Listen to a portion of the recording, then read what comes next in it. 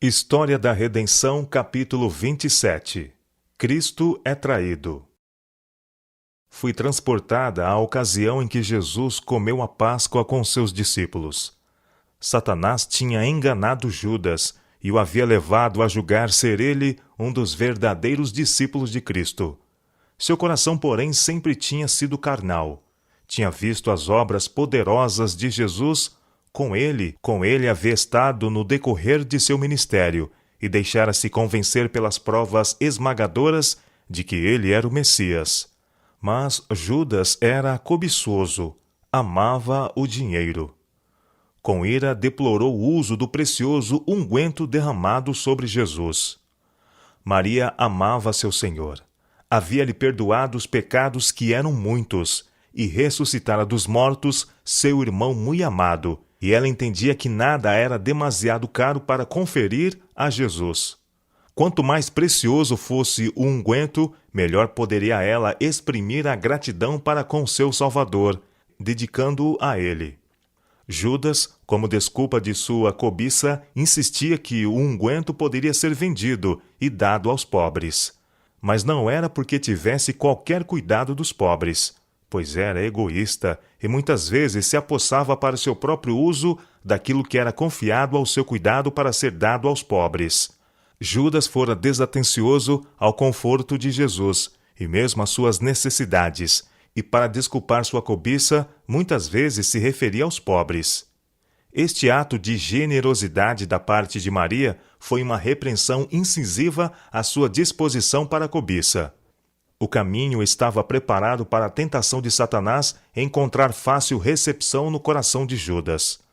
Os sacerdotes e príncipes dos judeus odiavam a Jesus, mas multidões se juntavam para ouvir suas palavras de sabedoria e testemunhar suas poderosas obras.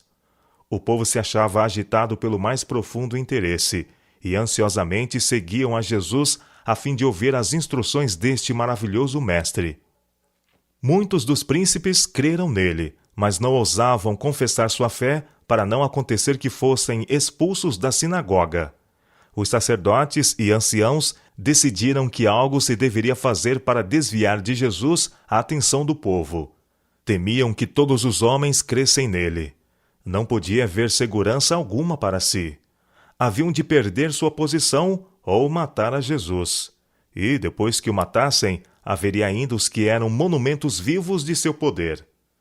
Jesus tinha ressuscitado a Lázaro dentre os mortos, e receavam que, se o matassem, Lázaro testificaria de seu grande poder.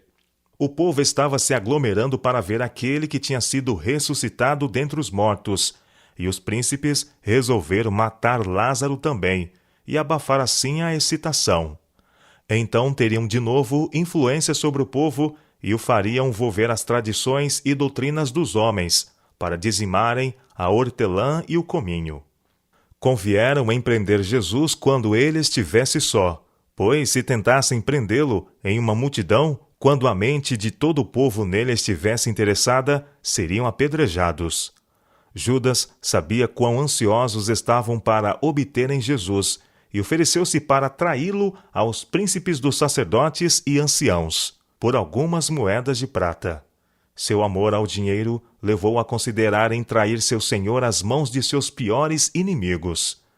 Satanás estava operando diretamente por intermédio de Judas, e em meio da cena impressionante da última ceia, o traidor estava imaginando planos para entregar seu Senhor.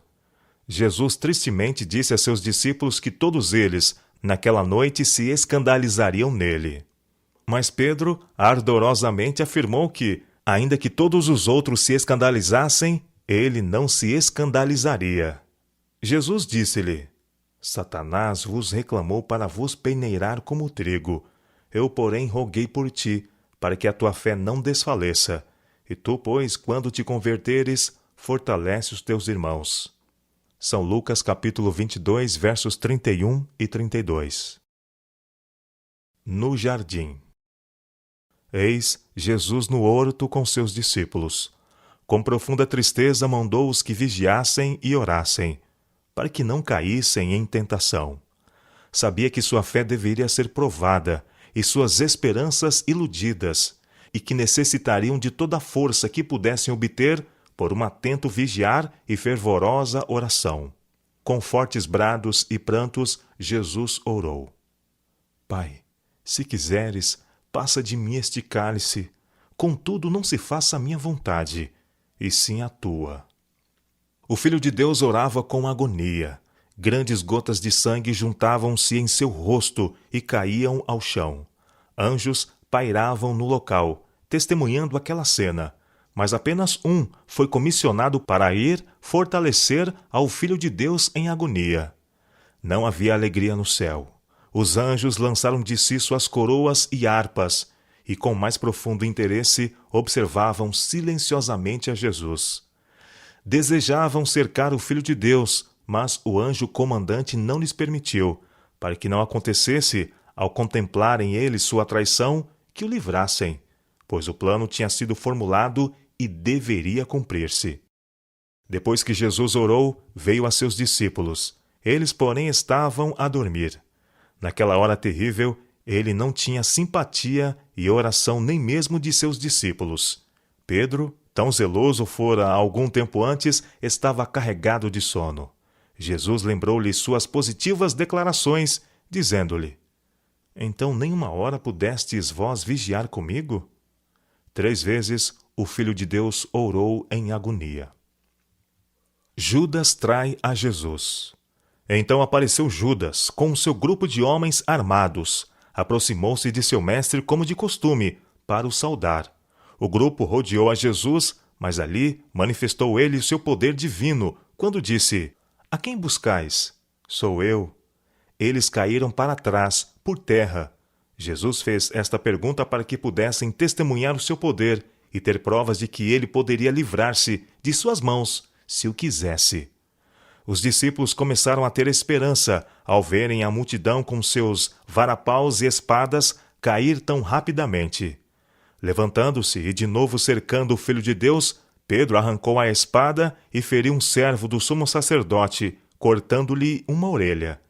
Jesus mandou que pusesse a espada em seu lugar, dizendo: Acaso pensas que não posso rogar a meu Pai, e ele me mandaria neste momento mais de 12 legiões de anjos? Vi que, ao serem faladas estas palavras, os rostos dos anjos se animaram com esperança. Desejavam naquele momento, ali mesmo, rodear seu comandante e dispersar a turba irosa. Mas, de novo, a tristeza caiu sobre eles, quando Jesus acrescentou: Como, pois, se cumpririam as Escrituras, segundo as quais assim deve suceder? O coração dos discípulos também caiu em desespero e amargo desapontamento, ao deixar-se Jesus ser levado pelos seus inimigos. Os discípulos temeram pela própria vida, e todos eles o abandonaram e fugiram. Jesus foi deixado só, nas mãos da turba assassina. Oh, que triunfo então houve para Satanás! E que tristeza e pesar entre os anjos de Deus! Muitos grupos de santos anjos, cada qual com um alto anjo comandante à sua frente, foram enviados para testemunhar a cena. Deveriam registrar todo o insulto e crueldade impostos ao Filho de Deus, e todo o transe de angústia que Jesus sofresse. Pois os mesmos homens que se uniram nesta cena terrível devem vê-la toda outra vez, em vívidos caracteres.